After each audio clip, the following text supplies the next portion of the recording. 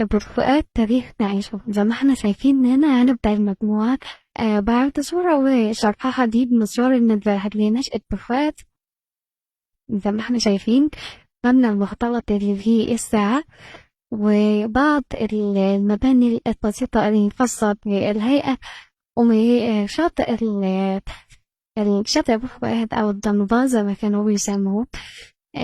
في اللي تحت ده قناة السويس واللي في الخلفية الملاحة والبحر.